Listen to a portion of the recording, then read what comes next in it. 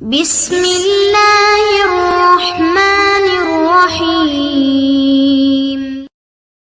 بسم اللہ الرحمن الرحیم۔ کتب حدیث میں اس کے جواز کے دلائل موجود ہیں، مثلا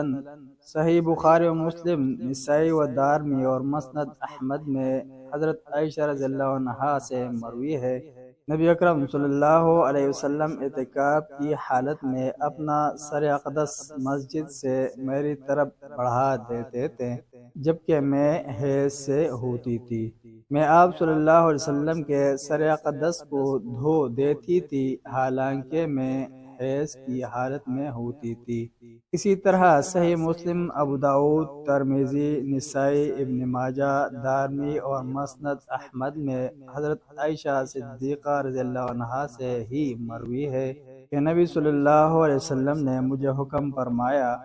مجھے مسجد سے جانماز پکڑاؤ۔ انہوں نے عرض کیا کہ میں حیض سے ہوں، تو نبی کریم صلی اللہ علیہ وسلم نے ارشاد فرمایا، تمہارا حیض تمہارے ہاتھ میں نہیں ہے۔ یہاں یہ بات ذہن میں رکھیں کہ حضرت صدیقہ رضی اللہ عنہا کا حجرہ مسجد سے ملا ہوا تھا اور مسجد کی طرف کھلنے والے دروازے یا کھڑکی سے ہاتھ بڑھا کر یہ جانماز پکڑنا تھا، نہ کہ مسجد کے اندر جا کر،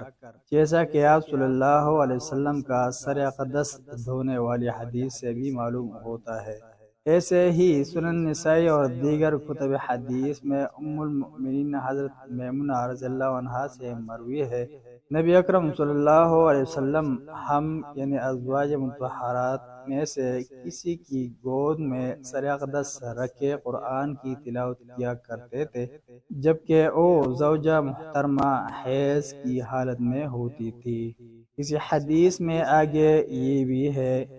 ہم میں سے کوئی عورت جانماز پکڑ کر مسجد میں بچھا دیتی حالانکہ وہ حیض سے ہوتی، اور ظاہر ہے کہ یہ جانماز بچھانا بھی مسجد سے باہر کھڑے ہو کر ہی ہوگا۔ نسائی اور دیگر کتب حدیث میں ہی حضرت عائشہ رضی اللہ عنہا سے یہ بھی مروی ہے، نبی اکرم صلی اللہ علیہ وسلم ہم میں سے کسی کی حالت حیض میں ہونے کے باوجود اس کی گود میں سر اقدس رکھے تلاوت قرآن فرمایا کرتے تھے۔ بخاری و نسائی سمیت ہی دیگر کتب حدیث میں حضرت عائشہ رضی اللہ عنہا سے ہی مروی ہے، میں حالت حیض میں نبی اکرم صلی اللہ علیہ وسلم کے گیسویں مبارک کنگھے سے سنوار دیا کرتی تھی۔ اس سے بڑھ کر ایک صحیح حدیث میں تو یہاں تک مذکور ہے کہ شوہر اپنی حائضہ بیوی کے ساتھ لیٹ لپٹ سکتا ہے، جیسا کہ حضرت ام سلمہ فرماتی ہے، میں نبی صلی اللہ علیہ وسلم کے ساتھ ایک چادر میں لیٹی تھی کہ مجھے حیض شروع ہو گیا، میں چپکے سے کھسک گئی اور حیض والے کپڑے پہن لیے۔ نبی صلی اللہ علیہ وسلم نے فرمایا، کیا حائضہ ہو گئی ہو؟ میں نے عرض کیا، ہاں۔ اس کے باوجود بھی نبی صلی اللہ علیہ وسلم نے مجھے اپنے پاس بلایا اور میں آپ صلی اللہ علیہ وسلم کے ساتھ اسی چادر میں لیٹ گئی۔ حضرت عائشہ رضی اللہ عنہا فرماتی ہے، میں اور نبی صلی اللہ علیہ وسلم ایک ہی چادر میں رات گزارتے جبکہ میں حیض کی حالت میں ہوتی تھی۔ بخاری و مسلم کی ایک حدیث میں ام المؤمنین حضرت عائشہ رضی اللہ عنہا فرماتی ہے، ہم میں سے جب کوئی حیض کی حالت میں ہوتی تو نبی صلی اللہ علیہ وسلم اسے چادر باندھنے کا حکم فرماتے اور پھر مباشرت کرتے۔ ایک حدیث میں ام المؤمنین حضرت میمونہ رضی اللہ عنہا، جو کہ ام رسول حضرت عباس رضی اللہ عنہ کی سالی اور ترجمان القرآن حضرت عبداللہ بن عباس رضی اللہ عنہ کی خالہ بھی ہے، بیان فرماتی ہے، نبی صلی اللہ علیہ وسلم اپنی بیویوں میں سے کسی کے حائضہ ہونے کی حالت میں بھی مباشرت فرما لیتے تھے، بشرط یہ کہ اس نے نصف رانوں یا گھٹنوں تک چادر باندھی ہوئی ہوتی۔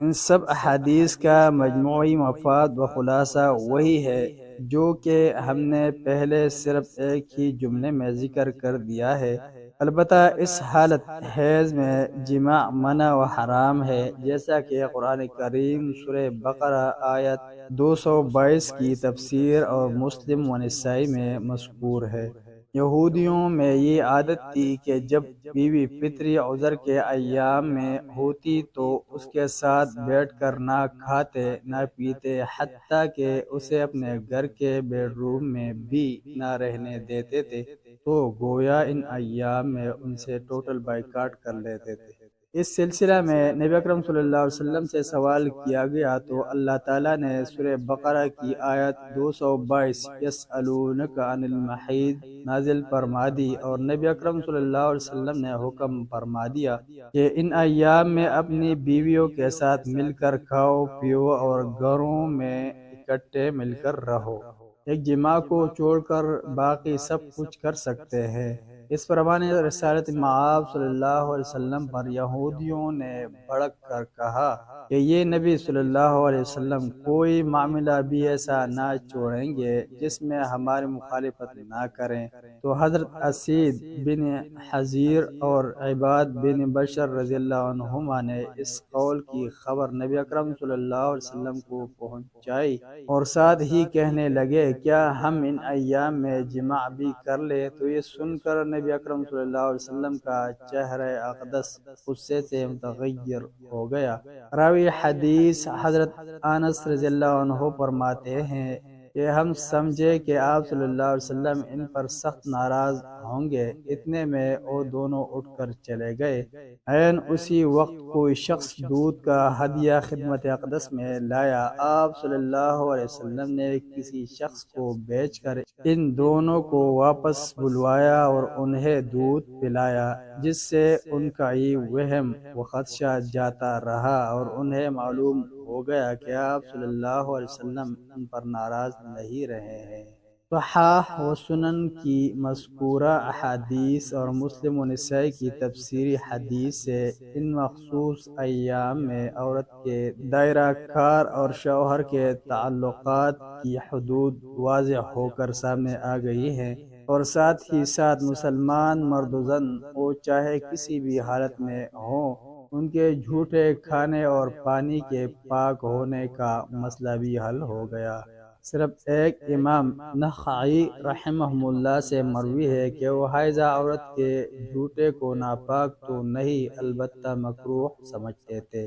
مگر ان کی یہ رائے جمہور اہل علم اور حدیث و آثار کے خلاف ہونے کی وجہ سے لائق اعتنا نہیں ہے، اور یہی حال جابر بن زید کے قول کا ہے جس میں وہ ایسے پانی سے وضو نہ کرنے کی رائے دیتے ہیں، اور ابن قدامہ نے بھی ان کی تردید کی ہے۔